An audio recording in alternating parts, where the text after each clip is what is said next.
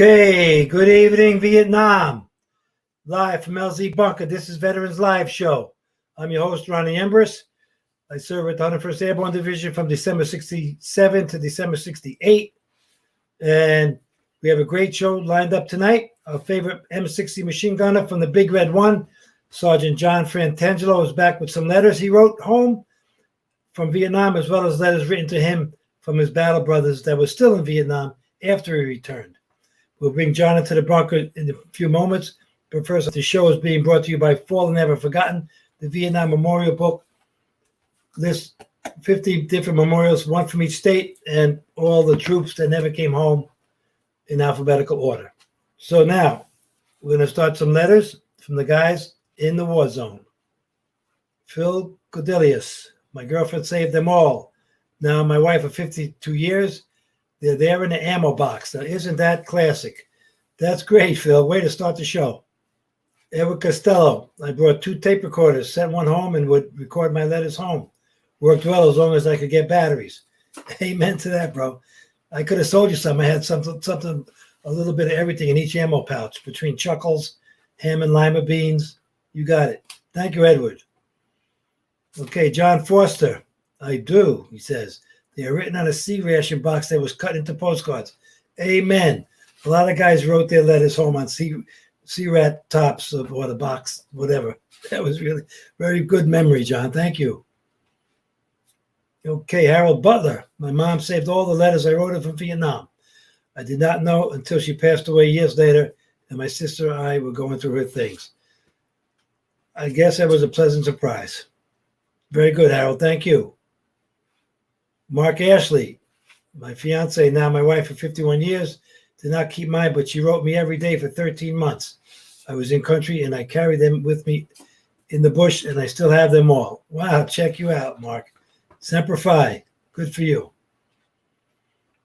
Fernando R. Escalante Jr.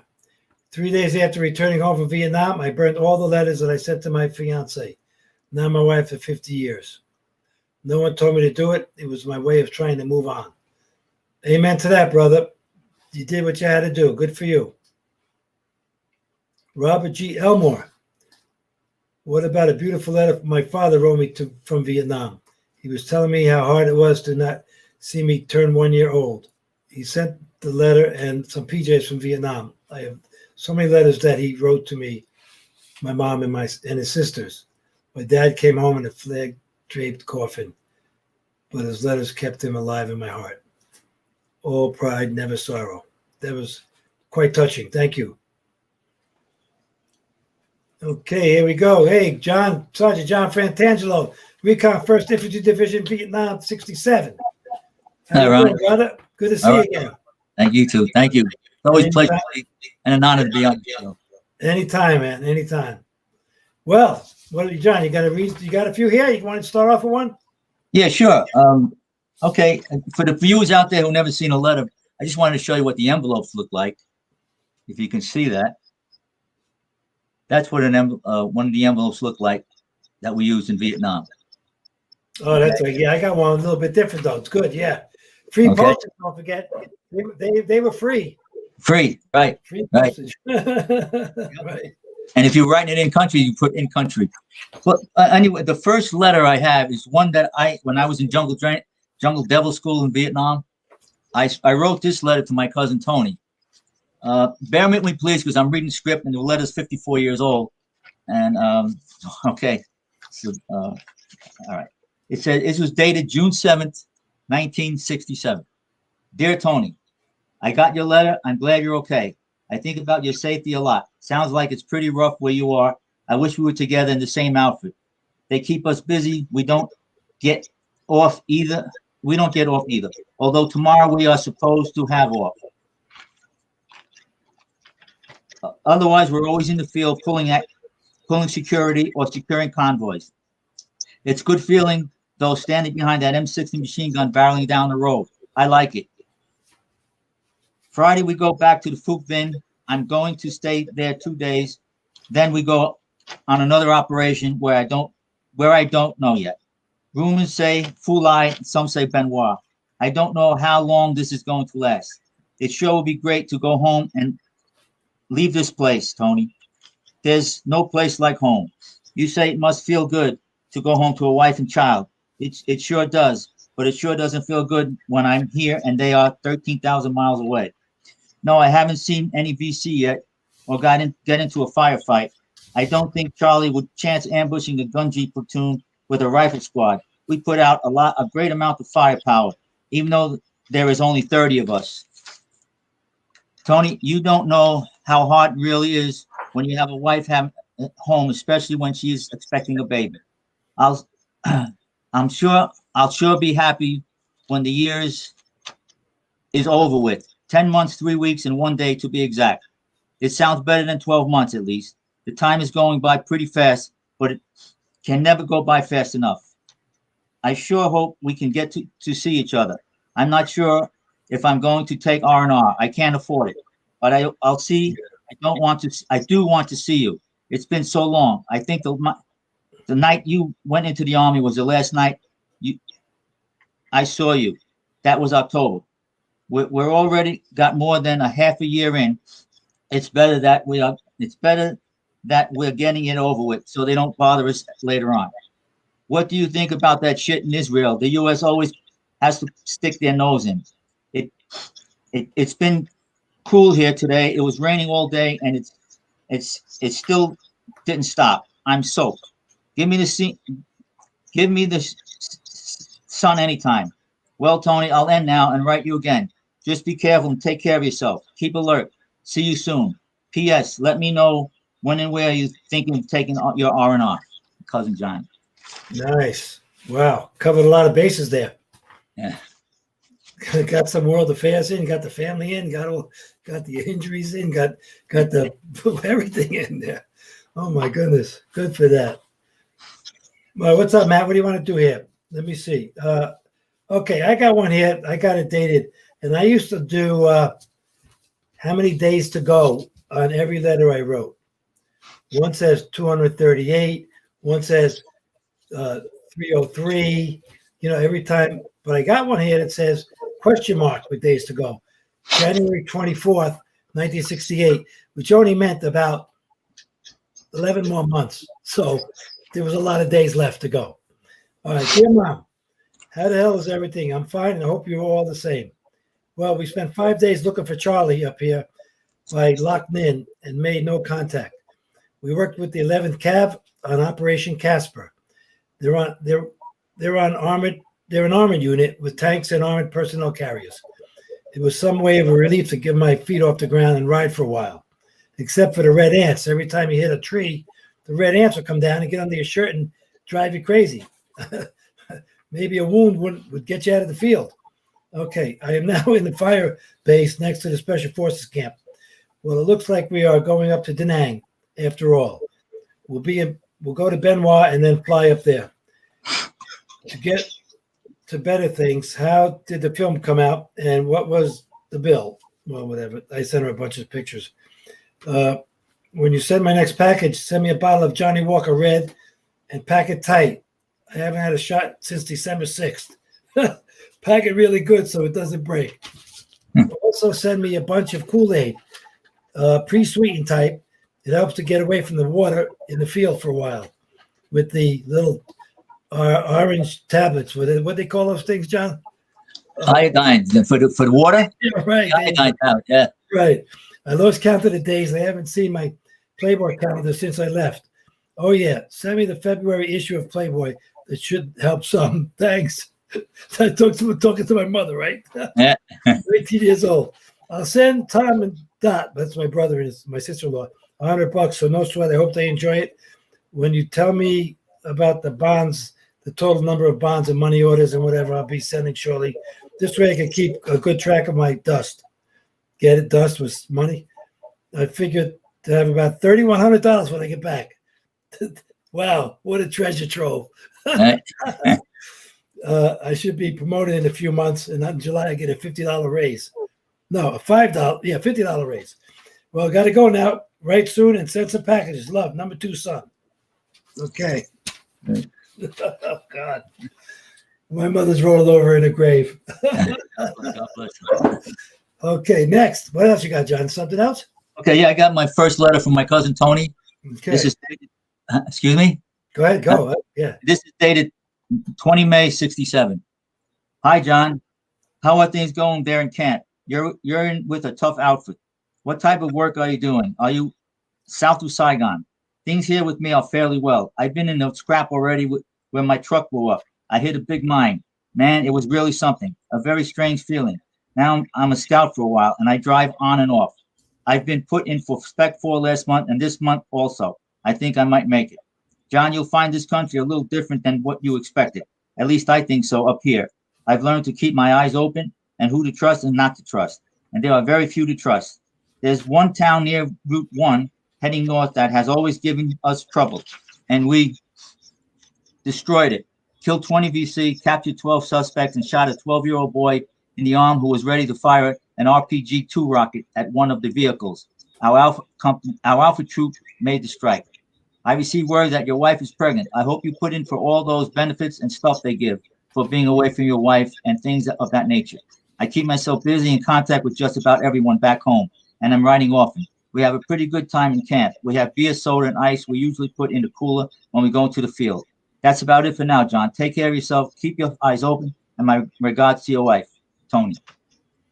There you go. Man, these. Tom talk about his cousin.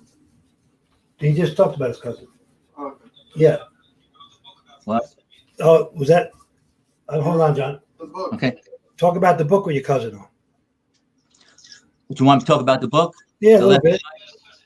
All right. Well, yeah. Well, Tony was the one who was when we grew up together, and like I said, we both went to Vietnam. He was with the 25th. I was with the 1st, and he was killed, and I had to end up bringing him home. Wow. And that's why each letter, you'll see each letter he sends me, I got 3 of them from him. It gets deeper and deeper. And then the letter from my sister hits home, you know, and that's when it goes into me bringing him home, and then me returning to Vietnam, where we were ambushed, you know, and I was injured. You know. Wow, you were getting it from both ends. That's great. Memories and future thoughts. Meeting the casket on the train depot in Philly was really hit hard, you know, because that's the first time it was real. All the other before that, it was just letters and hearsay, you know. But now when I saw the casket on Philly to bring him home, right, with me, he was with me. We were together, you know. That's crazy. No. Sorry about that, my man. Thank you. Okay, here we go. Dear family, April 6th, 238 days to go. Hi, how's everything? I am fine. And now I started to write to the family instead of just mom and whatever. I am back up here now in LZ Sally and just relaxing around the area, because sometimes you have to stand down for a couple of 3 days. Now, how about slacking up on the cuteness and all that other stuff about this is the war, and my feet and everything is getting a little numb, but getting better. Regaining some circulation for being in the water all the time, rice paddies and jungle and rain, whatever. I got worms from all the food, but they are being treated. There are people over here who are 10 times worse than me. The army isn't here to shelter us. We're here to fight a war, and I can take it any way they give it. I am well aware of your concern, and thank you so much for it.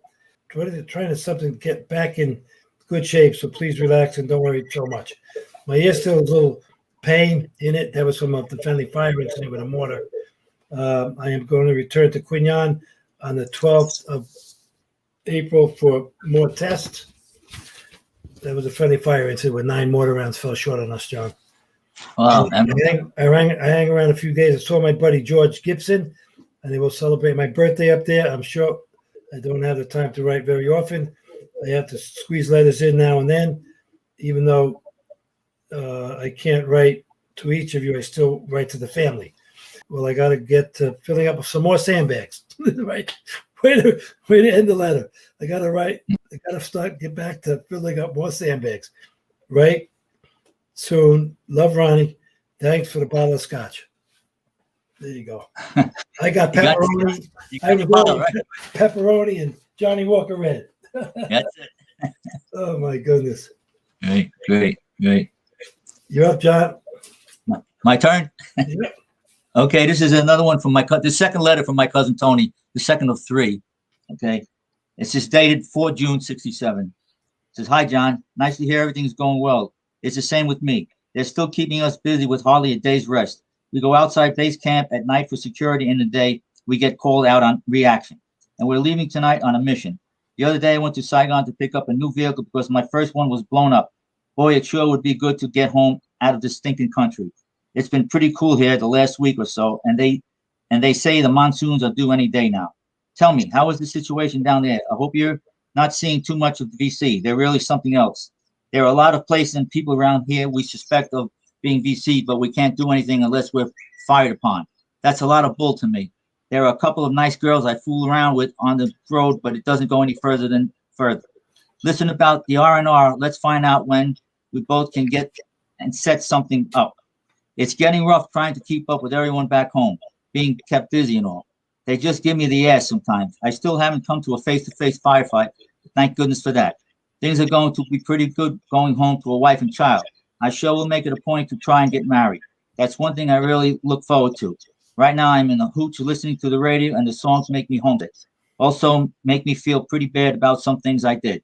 That's about it for now, John. Take good care of yourself, and we'll see each other real soon. Cousin Tony." Oh my goodness.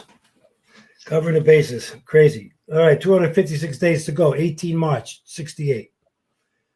"Hi, Mom. How's everything? I am fine and hope you are same. Well, I got a whole bunch of packages after coming back from in-country R&R. I got Tony Accoy's also. Did you get my gifts yet? Well, I had. I am glad you had fun when the whole gang came over the house. I thought you would. Well, I just got put in for a award for playing some stupid game in a lost firefight. After that, no more chances. Here are my orders for this other thing. I will make sergeant by the end of the month, and that's an extra $50 raise. Whoa! In July, I get another $50 for being over 2 years in service. In a few days, we are going 50 miles southwest of Way, near the Laotian border. There's supposed to be all kinds of action there. Well, I gotta go. It's getting dark. Where's my scotch? Number 2, son, love." I never drank scotch after I came home from Vietnam. But that's funny. It's like, everything's fine, Mom, but we're going where the action is. Right, exactly. I mean, hello, duh. Like, keep her calm and then get her excited, right? Like, Yeah, right. That's when I was wounded and they sent me to Japan. I told them that because I had a plumbing background. I wrote my mother home. Said, look, they needed a maintenance man, so they sent me to Japan. Meanwhile, I was wounded, so this way she wouldn't know anything. You know what I mean? So. Oh my goodness. All right. Well, this is the third and final letter from my cousin Tony. Okay, good. Go. And it's dated 29 June 67. "Hi, John. Nice to hear from you again. Things are getting pretty hot down here. My squad ran into a lot of shit in the Iron Triangle. We had one guy cut in half with a recoilless, and a Chinese claymore went off, and another fellow got 350 cal bullets in him and one M16 round. Took off most of his back. I was in base camp all the time. We had quite a bit of casualties too. Another one of my vehicles was lost out there. It was hit by an RPG-2 rocket in the gas tank. Everyone got off in time. Soon they're going to be taking about 140 guys and transferring them to different units and have the guys from the other units come here. It's because too many guys rotate in January, February, March, and April. They're trying to break it up. I hope I don't end up in the Lake Troop because this one suits me fine. We also have a half a day off on Sundays from what I hear. Also, our PX is filled up with all kinds of goods, food, fans, refrigerators, radios, tape recorders, and etc. The more time you have to yourself, the more you think about back home and get homesick. Well, John, until we've had a few more missions, I'll write you again. Keep your eyes open, Cousin Tony. There you go. Wow. Check that out. Yeah, read one more. One more? Yeah, one more. Okay, here we go. 28 February, 67. Did I read this one? No, I think so. Some of them sound alike though. Okay. You did it, Dad. Did I? Yeah, Matt's saying you did. All right, let me look at this one. Okay, this one. Here we go. Dear Mom, February 8, 1968. How's everything? I am fine. I hope you are the same. Well, today we are being used as a reactionary force, reinforcing A and D companies. Like I'm sure my mother knows what that means. I just finished chow, and I'm waiting to go on an ambush. We were going 2 miles from the company position and in the dark. Then it gets pretty scary, but we'll all be okay. The weather is really miserable. It's been raining for a week, and the air has been very cold. That sort of keeps the morale down. So I guess if the weather breaks, it'll pick up a little bit. We're only getting 2 meals a day now. So if you send me some packages, I would like to pack it full of Nestle's Quick, Lipton soup, dry, cookies in bags, and some Jiffy Pop. Oh, God. Some bouillon cubes, and we'll be fine also. I hope all is well at home. And the place is really getting me down. Maybe you can send me some of the magazines like Life and Look and whatever, Sports Illustrated and Playboy, so I could keep up with the happenings. Well, I got to get some wood for the fire. Write daily. Love number 2, son. Don't send any of my pictures. I can't carry or keep them. Thanks. Love, Ronnie. Okay.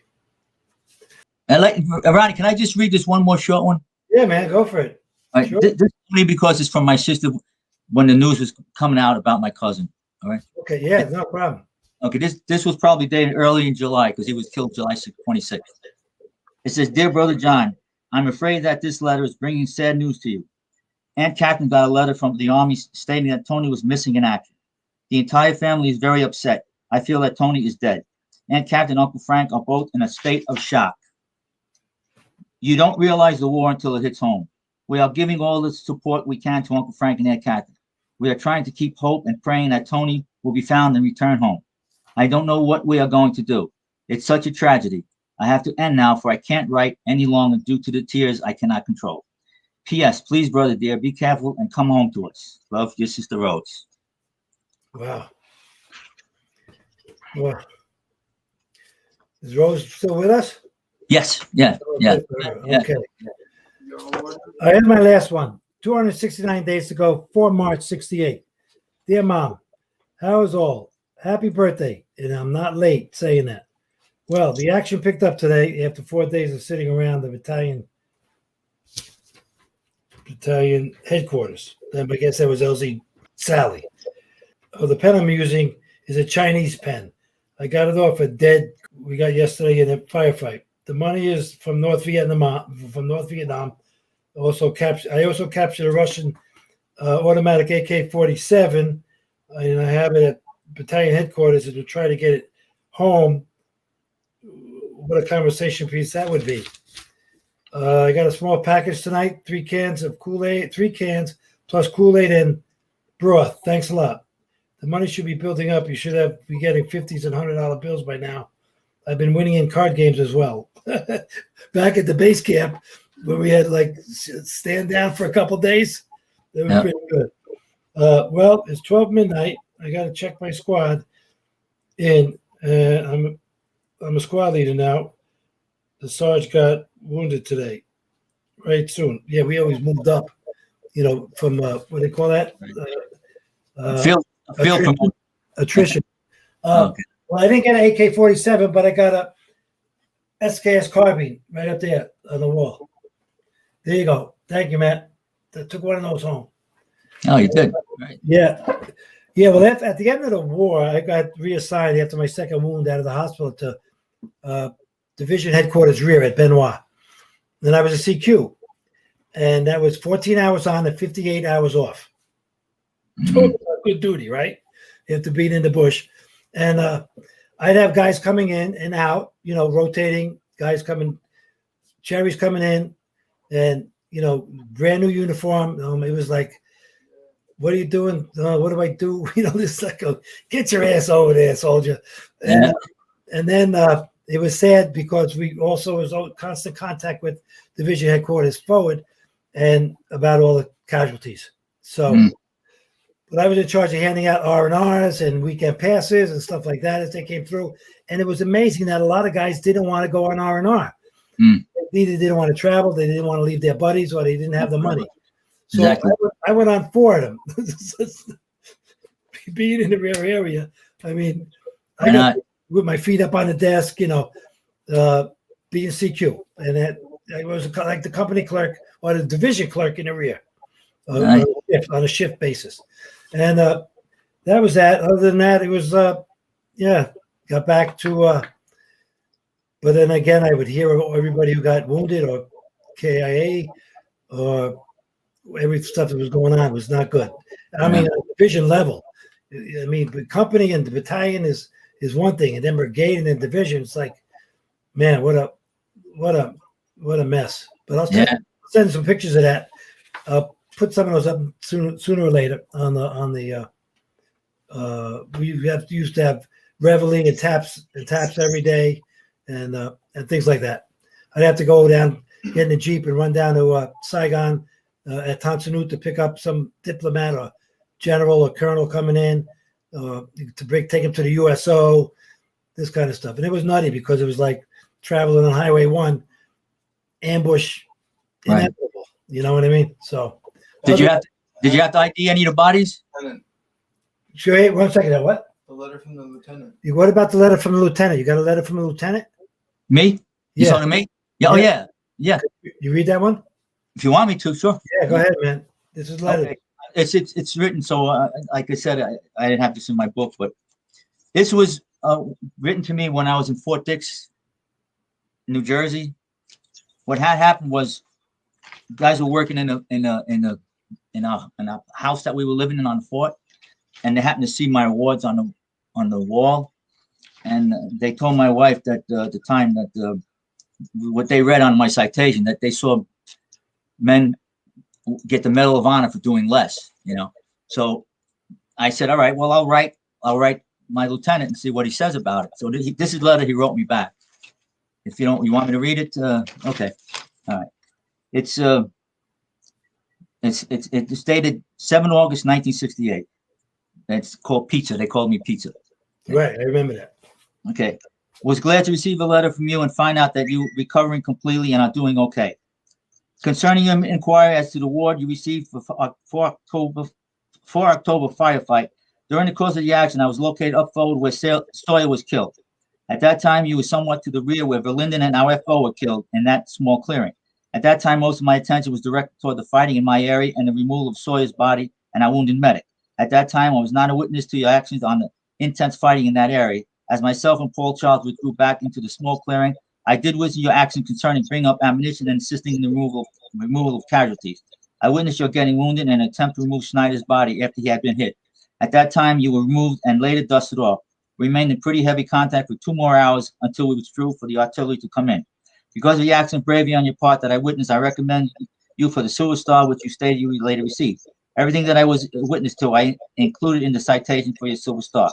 You may have performed several other acts of bravery that I did not see since we were separated by 30 meters of jungle during most of the fight. I realized that there was intense fighting where you were located since several people were killed in that vicinity. However, I include everything that I witnessed in your recommendation for Silver Star. Be advised that anyone can make a recommendation for an award. If you committed several acts of bravery that were cited in your Silver Star, I recommend that you write a member of the platoon still living who observed these actions, ask them to make the recommendation for the higher reward. Once again, I am glad that you have recovered from your wounds and are doing well. Almost every man in recon platoon displayed a lot of bravery and courage on 4 October. Although I was greatly grieved at the loss of several good men, I was also extremely proud of the way you all fought when the chips were down.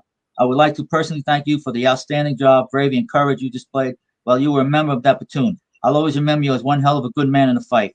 With my respect and admiration, your friend, Jay Murphy, Lieutenant. Outstanding. Yeah. He was a good guy. He was a good guy. Yeah. You still alive? As far as I know, he is. I haven't heard from him since then. Yeah, I get letters now and then of people passing. That's why I ask, I know. Rough one. All right, my man. I guess we're going to have to see. What? Q&A. Q&A coming up, John. Ready for maybe you can answer some of the questions? Sure, try. Sure. All right, what do we got here? First one. Question.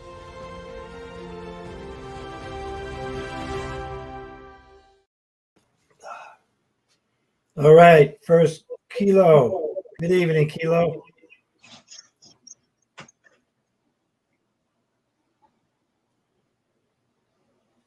Okay, thank you, David. Amen to you and for you. Read it. I did my job. United States, go, go. 6970s. Nicole Beer, happy birthday, John. Oh, thank you, Nicole. Thank There you. you go. Got a following here, huh, John? Don Evans, respect to the Southeast Asian vets. Keep on rucking, guy. There you go. Amen. Thank you, Don. Kilo 19, happy birthday. Hey, Kilo, that's for you, Thank you. John. Kilo, I missed you down in Philadelphia when I went down to see the USS New Jersey, bro. The hell of a battle wagon there. Nicole Bear, Gianna says hi, Papa. Ah, my little baby. There you go. My granddaughter. Do good for you, Grandpa. Okay, Clint Owens, all the way, first to the 504th Paratroop Infantry Regiment, 82nd Airborne, 2000, 2003. Operation, was that Enduring Freedom? Right. Welcome home, man. Thank you. Thank you. Clint. You too. Same to you. How about me reading those little OFE there, huh? You're good. Excellent. John Frantangelo, Nikki Frantangelo Barati said what you all went through. Yes, it was, but we're tough enough to deal with it. Thank you. That's my daughter. Nikki. My daughter. Oh, sweet. That's sweet. Thank you, Nikki. John Lipscomb. Guy here. What does that mean? You know, John? No. God, he. Georgia. Georgia. Georgia. Okay. Well, thank Georgia. Georgia. Okay. I wasn't sure if it was okay. Georgia on my mind. Herschel Walker running for senator. All that good stuff. Guy Cole Jr., much respect to you all. You too, Guy. Thank you, guy. Got that helmet on, that chin strap buckled down, bro. Thank Yep. you. Tyler Two Chains.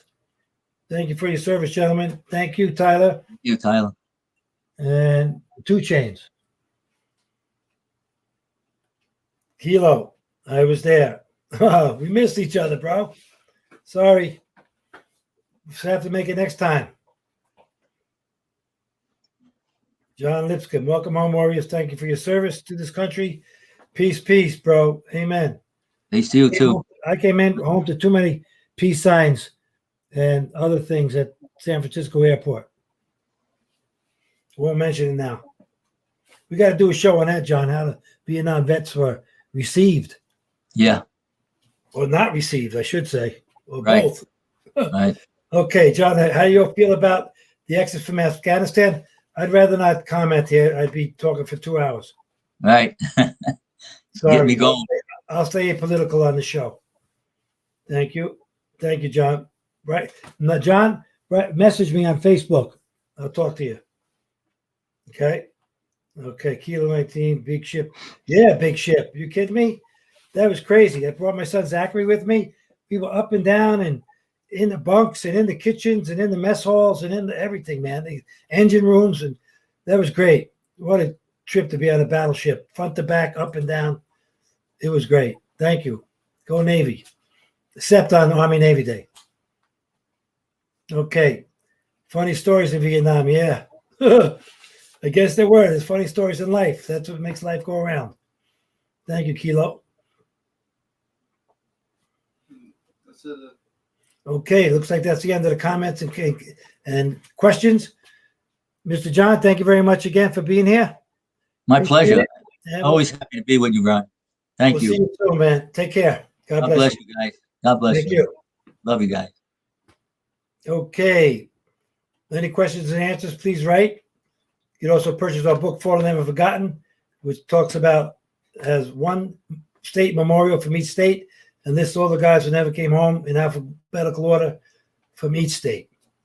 The state monument that we have in the book is a profile on how they got the money, how they got the land, who did the sculptures, who did the landscape architecture, where they got the granite, all that kind of stuff. Quite an enduring, how would I say that? Not a souvenir, but I don't know what to say. It's just like forever. What? Keepsake. Yeah, keepsake. More than that. There you go. Well, thank you very much for watching. Appreciate it. Stay tuned for next week. We'll have some more interesting guests, and welcome home.